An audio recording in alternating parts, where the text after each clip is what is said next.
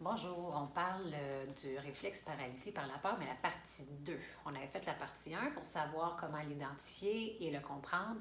Maintenant, on va donner des trucs, des conseils pour pouvoir savoir qu'est-ce qu'on fait avec ça quand notre RPP est trop déclenché, trop présent. Alors, je suis Elisa Rouche, je suis physiothérapeute en pédiatrie.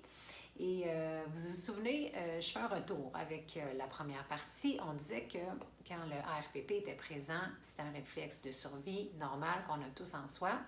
Je vous donne quelques images. Si vous vous souvenez dans Back to the Future, Doc, le personnage de Doc, l'image de son facial, les grands yeux ouverts, l'expression figée, hyperactif un peu. Alors ça, c'est clairement un personnage qui avait un réflexe de la peur très présent.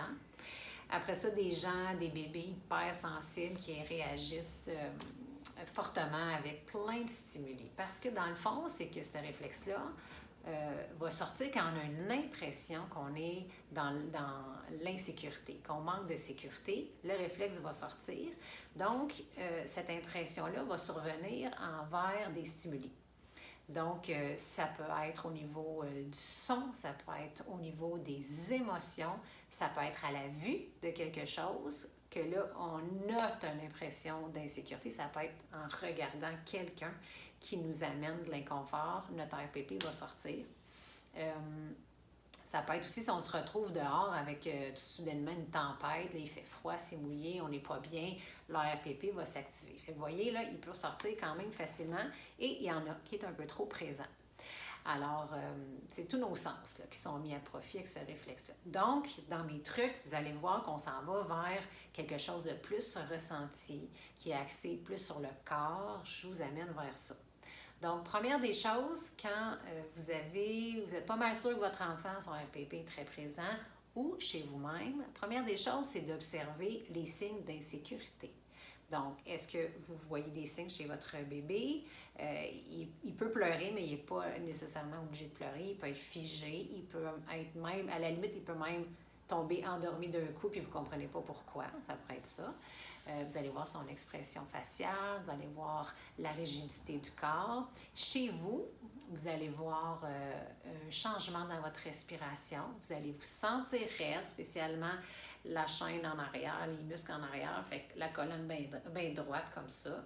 Et vous allez vous sentir pas dans le corps, beaucoup dans vos pensées, des peurs, des impressions d'insécurité qui vont surgir constamment dans votre tête.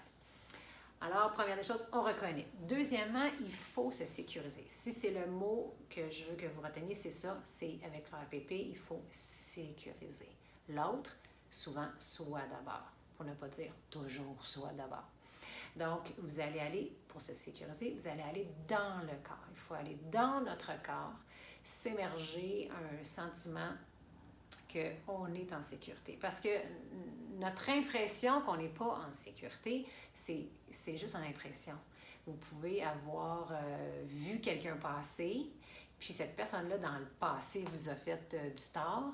Bien, cette impression-là va ressortir, mais en réalité, peut-être qu'elle fait juste passer, puis elle ne vous a pas vu, puis il n'y a pas de danger. Hein? Mais le cerveau, lui, ne fait pas la part des choses. Donc, ça, c'est un exemple. Fait que vous pouvez, faut aller dans le corps. Fait que vous pouvez respirer, vous mettre à faire des respirations profondes.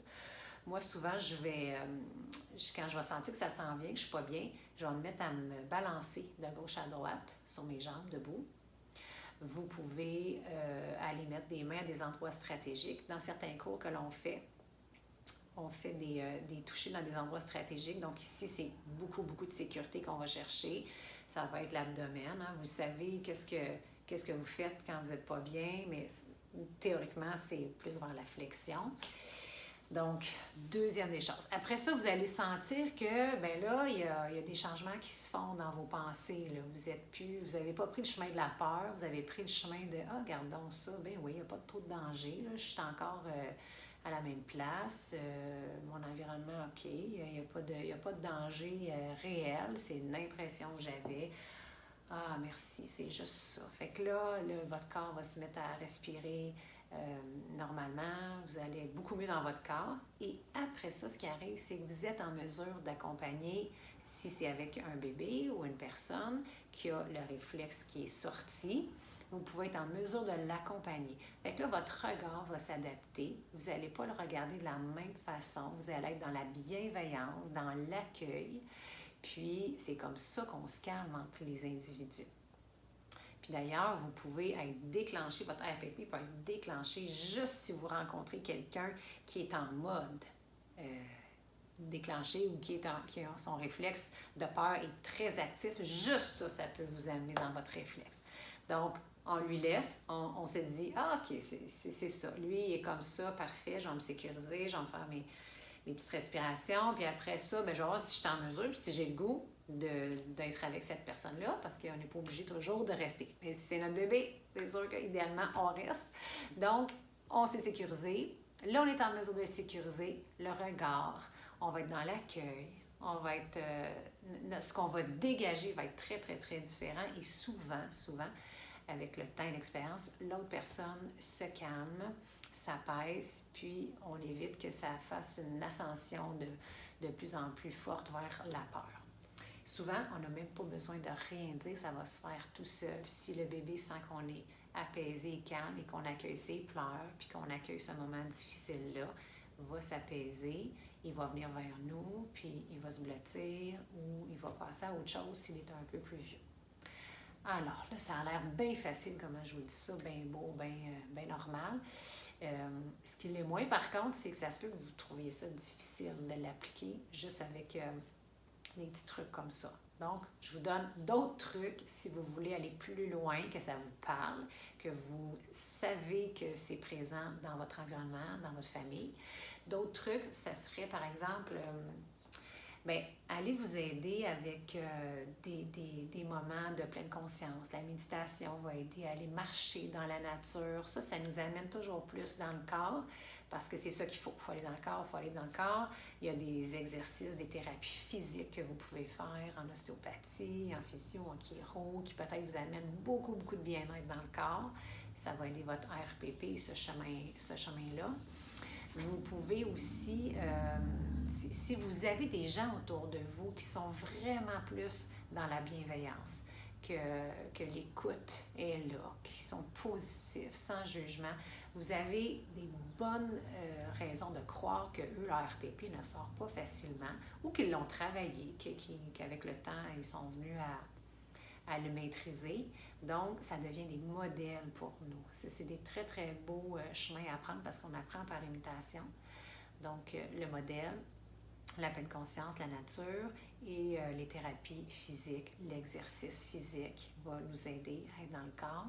Et finalement aussi, pour certains, la naturopathie même, aller jouer avec les aliments, les suppléments. Il y a certaines personnes qui sont plus réactives, qui vont avoir plus d'irritation envers certains aliments et nutriments, tout ça. Donc, des fois, ça vaut la peine d'aller vers ça aussi. Alors voilà, j'espère que ça vous aide à comprendre le RPP.